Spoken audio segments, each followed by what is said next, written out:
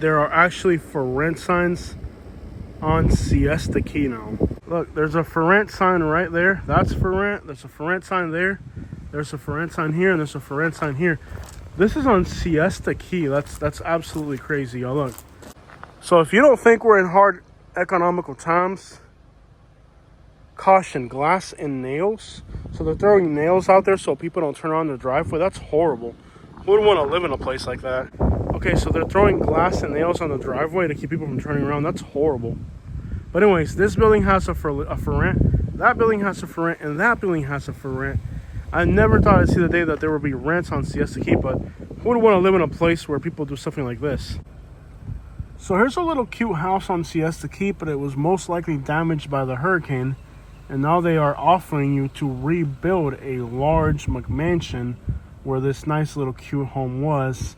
Now this is just a quiet little back street here on Siesta Key, and look what they're planning on building here soon. That's crazy. Guys, we are on an island. We're not in the hood. We're not in a poor neighborhood. We are on Siesta Key. And there are actually for rent signs now. Look, you can rent a house on Siesta Key. Back here on this quiet little street, they're actually going to put in this monstrosity. I don't know if this is going to be a resort or a condo or a rental. All right, guys. So, yeah. Even on the island, wealthy areas, you're starting to see for rent signs. Like, take a look at this here. This is a rental property now. And this is literally, the beach is right there. In fact, you may actually recognize this house right here because this house right here is famous. It's actually on a TV show. And if anybody knows what it is, they can comment. But this is actually, this is a very famous property here in Sarasota. If you know what it is, leave it in the comment section. I'll leave that little, let me just see how much you guys know about the Sarasota area. But that is right there, a famous property. But right across, imagine that, you can rent a house across from celebrities. That's crazy. Now this one right here is a vacation rental. So here on Siesta Key, you normally have a lot of vacation rentals. Like all these are vacation rentals. But people are starting to shift away from vacation rentals. So people know that now they can't rent to tourists. So they're looking for year-round people to rent their houses, which is far less profitable. And let's not forget the abundance of for sale signs too. There's people selling prices, reductions and everything, just trying to dump these houses. So of course vacation rentals are far more profitable than, you know, annual rentals because, you know, annually somebody might pay $3,000 in the case of somebody like this property right here. Now they're doing annual rentals on the island, which is far less profitable than vacation rentals. So this property right here is a for rent now, and they're trying to rent this property annually. Normally this type of property would make a better vacation rental. For example, for a month you might have to rent this property for $3,000, $3,500, let's say. Just throwing a number out there, it's probably not that. Now if it's a vacation rental, you can get $8,000 or $10,000 a month. The problem is that now here on Siesta Key, many of the vacation rentals are international, and as we know, they're not coming to the United States anymore. That has to be the biggest tollway sign I've ever seen. But moving forward now, it's going to be difficult for somebody to come to vacation to Florida with the current situation. So a lot of people are considering selling these properties or just renting them to people because the tourists are gone. And the fact that so many of these vacation rentals are flipping and hitting the real estate market or being rented annually goes to show that people here are aware that they're no longer going to be dealing with tourism, but with full-time residents. Imagine office space available at the entrance of Siesta Key. The name of this street is a little bit disrespectful. It's definitely not a name I would give a street.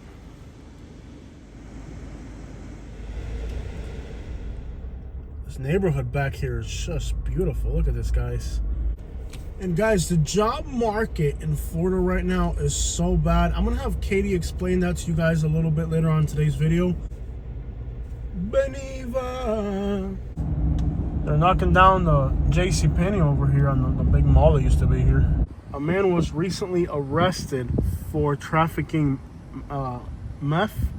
And there was also another person arrested for an immigration type issue. So you can see here that there's a for rent sign in this building.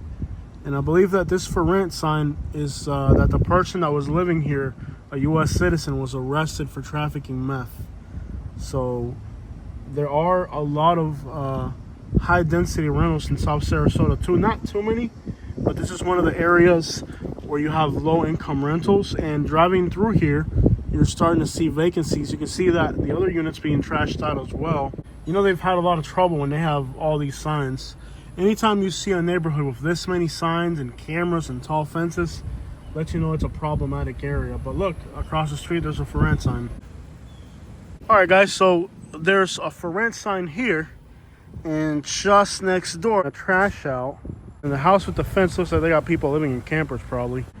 And facing US 41, this commercial property here looks really neglected. I mean, it looks like they haven't been cutting the grass, or if they've been cutting it, they haven't really been doing a good job. But you can see they're advertising properties for lease, and it's their maintenance has really gone to crap. The grass is overgrown. So one of the most common comments on my channel recently has been that I'm only showing the black side of town in North Sarasota, the hood. Today's video, we're just gonna do the white. We're on Siesta Key in South Sarasota.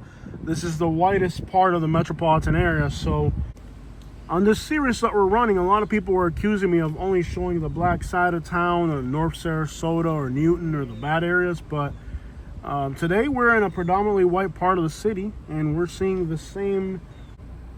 Now this area of Sarasota we're in right now is known as Vamo. And it has little pockets of duplexes, but it's also got some really nice area.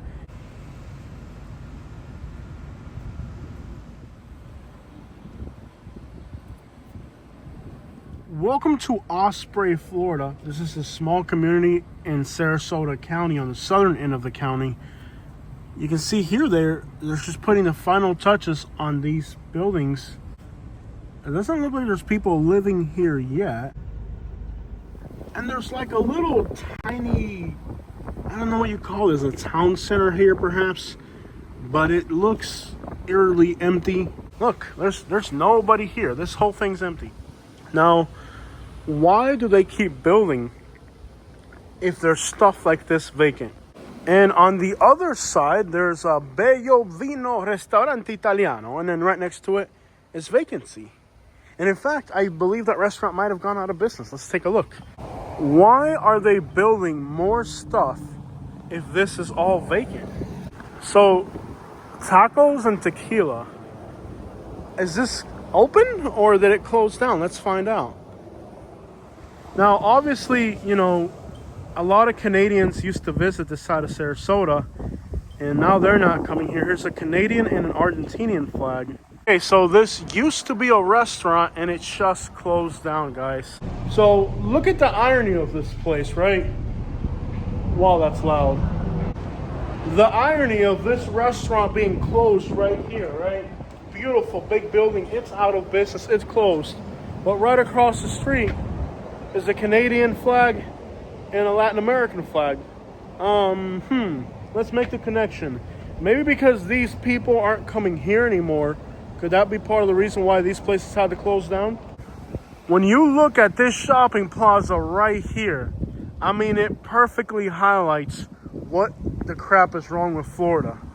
I mean, literally, here you have a restaurant that had to close. I guess there was some type of business there because there's a sign on top. Yet despite the fact that these businesses are struggling and many of them have had to close, they're building apartments behind these businesses as if this was a thriving area. It's a total ghost town. Who's gonna work at these restaurants? Who's gonna wash the dishes? Nobody. If you don't have workers, you're not gonna have a community. Look at this place, guys. All this is empty. I could poop in the middle of the road here and I wouldn't have to worry about privacy. Right now, if I needed to poop, I could literally poop in the middle of the road. And what's open? Well, the only thing open is a real estate company. Look.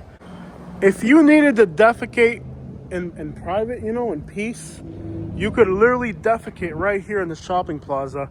You could just sit down right here on your truck lid and defecate in this parking lot, and you would feel totally private doing it because there's nobody out here. This is the reality of Florida. And no, it's not a Sunday. Today's a weekday. You know, sitting here, it's actually creepy. It's like the setting for a horror movie, actually.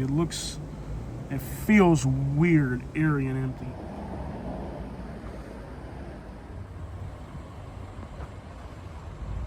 It's almost like the setting for a horror movie here.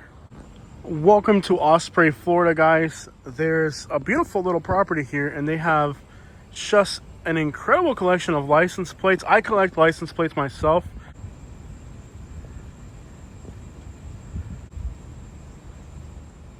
Osprey really is a beautiful community, really charming little neighborhoods, and people have really neat properties like this one. Now, Osprey has like a little grid pattern with older little houses. They almost look like Florida Cape Cods. Now, I'm a Hispanic myself, but I have to admit, sometimes when Hispanics move into a neighborhood, we could quickly turn the neighborhood into a landfill. It's sad to say that, is that a yellow submarine? No, these people are off the chains out here.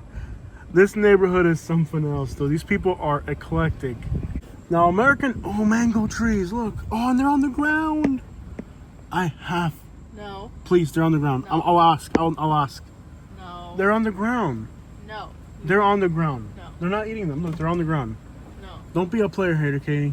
I'm a player hater. Look at those mangoes. They're on the ground. They're not even eating them. They're on the ground. No. Let me go talk to them. No. Please, they're on the ground. No. They're on the ground. They're not even eating them. No. Keep Look, going. they're on the ground, bro. I don't care. Because you're American. You don't have the guts to knock on their door and ask for mango. Baby, look, they're on the ground. No. Please? No. I'm knocking. I don't care what you say. But there are houses for sale in here. Quite a few, actually. So that house had mangoes, but knocked on the door and nobody answered. So they're putting in new houses here. You can see these are new houses. So they're putting in 3 manufactured homes. I like that they fit the profile of the neighborhood, you know? But anyways, like, you know, when you go to a neighborhood and everybody has, you can just tell that there's pride of ownership. And people are very eclectic and very, you know, ornate with their properties and stuff. This one here is 55 and older. It's like a nursing home, recently built.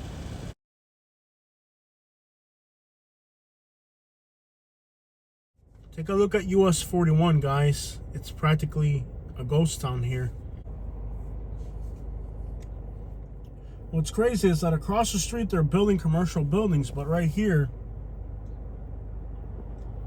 you know, that doesn't really make a lot of sense. But my dad has a great recipe.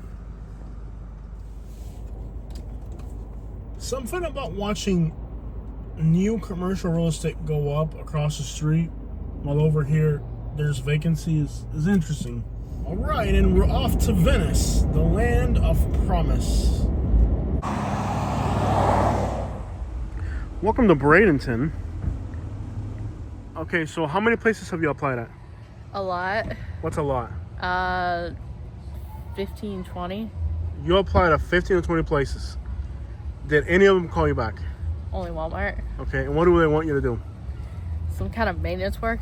Janitorial, you said? I think so. Okay, now in the past, when you have applied at like LA Fitness, you worked for them in the past. Yeah. When you applied, they normally hired you on the spot. Yeah. What did they tell you? They told me they didn't have any positions available. 3 or 4 years ago, it was a lot easier to get a job, and now it's like, you know, they have vacancy, but they're not calling anybody. Yeah, buddy. So despite the fact that Walmart has lost a lot of employees because of the temporary status situation where people are losing their jobs, when a white woman like Katie applies for jobs, she's been applying everywhere. She literally has had very few options. That is super loud.